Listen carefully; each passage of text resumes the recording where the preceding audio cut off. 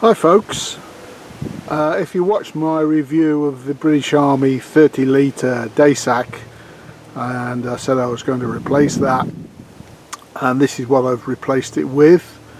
I have taken a look at it, but I thought I'd just put it back in the bag and then pull it out to show you, and a bit of a story behind it. This is Karrimor SF.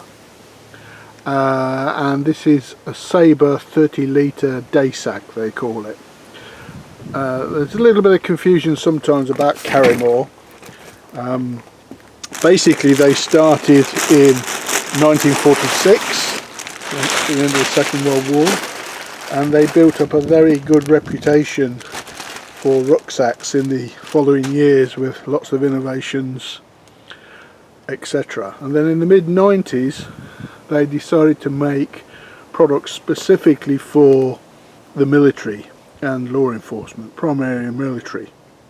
And the new company was formed in 1998, called Karrimor SF, standing for Special Forces.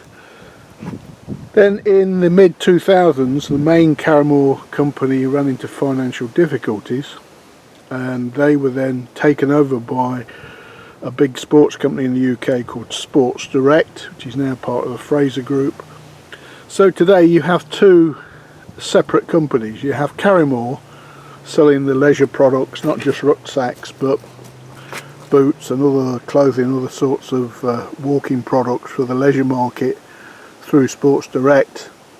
And then you have this separate company completely with their own trade license called Karrimor SF.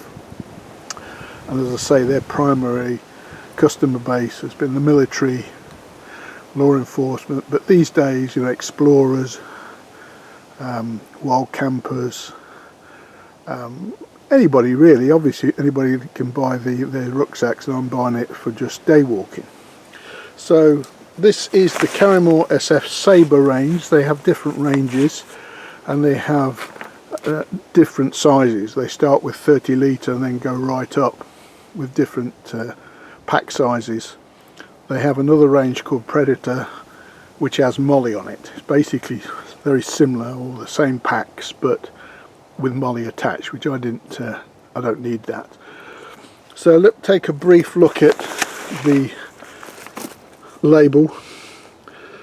Lightweight and effective, the Sabre 30 includes ski guides, which allow longer items such as skis to be carried on the sides of the pack.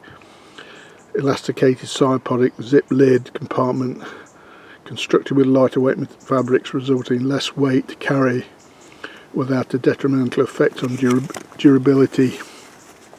12-month guarantee.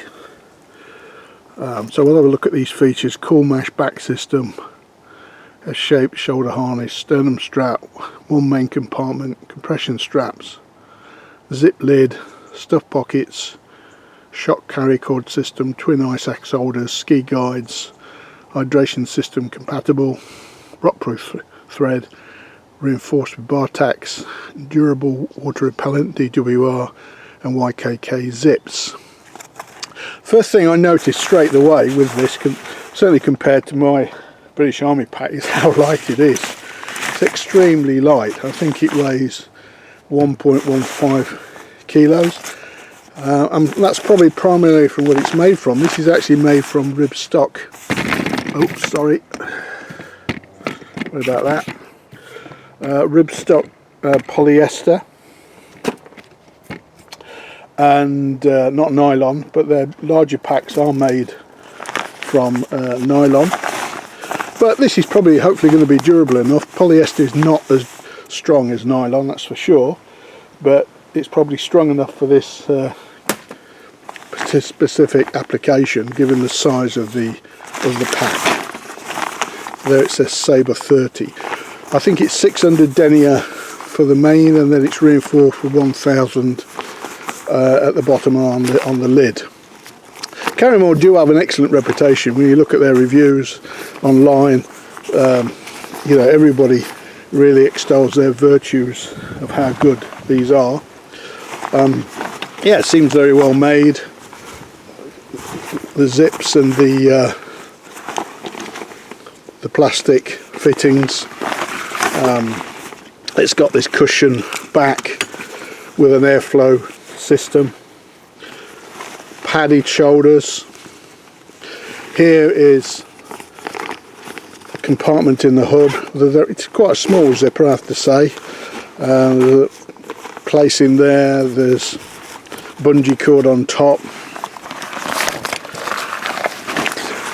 These, I believe, are ice axe holders, and I'm going to use them. And I think what you probably do is put the ice axe in there, and it comes up, the handle comes up to somehow clip into them. Compression straps on the side, 2 side pockets here, so you can put something in there like a water bottle, or I might, even though this is waterproof treated, I would probably still use a rain cover in real bad weather, not least that it's black of course, so at night time I put my yellow cover on, it's more high vis. They say you can put, say, ski poles. I probably might try a walking pole down here, not quite sure that will fit up, but we'll try that. Obviously you can tighten these up if you haven't got a full load. And there's one big main compartment, so if you're a person who likes lots of different smaller compartments and zips and that, this probably won't suit you, but I did want one with just really one main compartment. There's another, you can't see it in here, a piece which is basically for strength on the spine, like a spine board to give the back rigidity, which you could take out, I guess, and replace if you had to. I'm not going to take it out because there's also a little, again you can't see it, flap in there, folder in there, which I guess is designed for this hydration, which I never use anyway. I always use water bottles. Yeah, so it's, you know, it's a pretty basic pack in the sense. It's got the waist straps.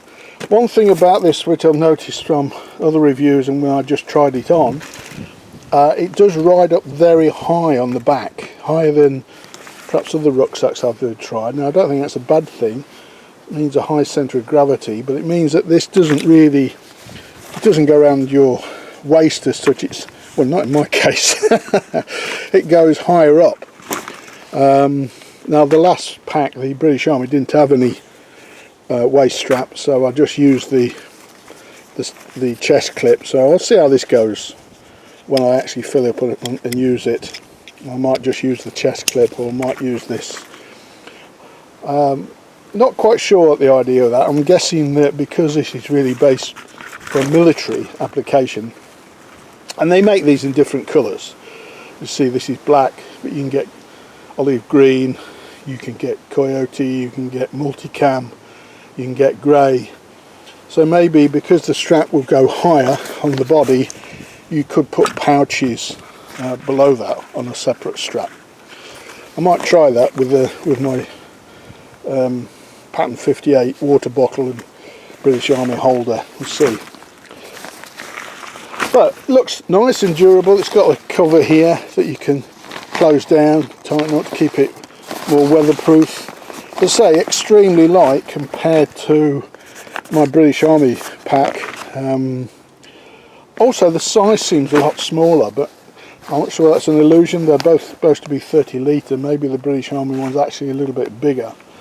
Because side by side this looks a lot smaller, but obviously I haven't at the moment got anything in it for filling it out, so we'll see what it's like. I'm sure it's going to be, as long as it's durable enough, which it looks to be, I'm sure it's going to be suitable for my needs, because I don't need it for overnight camping. I just need it for day walks. So what I'll do is, like the boot reviews, I'll start using it, see how I get on with it, and come back with another review. Now, cost wise,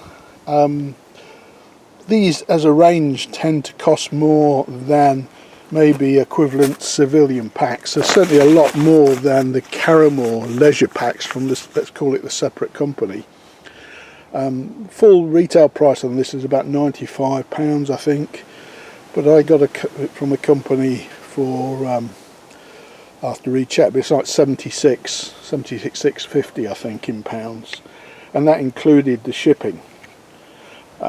So that was, I thought that was a reasonable deal. So you know, Karrimor SF are not low cost products. Also, I don't think they're the highest cost in terms of, you can get civilian packs even higher price. So I'd call it sort of mid-range in a way. So we'll see how it performs, and I'll actually, with this pack, like the boots, every time I take it out, I'll log it to see how many kilometers, so to speak, it does, and then you can do the return on the investment over a period of time, how long it lasts and how far I can take it will then say the value of it. Yeah, my only slight doubt is it's not nylon, it's polyester ribstock, but that is probably because in this size pack, with the sort of weight you're going to carry, oh, there's one going over, you don't need probably nylon, and it's making it a much lighter pack, so that's obviously a good thing. So for walking, it's going to, for me, it's going to be much lighter for the same load as the previous British Army pack I was taking around every day. All right, I think that's covered it. I don't think there's much more to say about it. We'll see how we get on, and I'll say sometime in the future I'll come back with an updated review of how it's performing, how I feel about it, and we'll see how we go. Alright folks, take care out there. Bit of a pack time at the moment. I did the British Army and now covered this, and I've got one more to show you, which I think might, if you're interested in rucksacks and packs, might be of interest. It's an unusual one for the UK. It's an ex-South African Defence Force pack. So I'll come back with a review on that. Take care out there.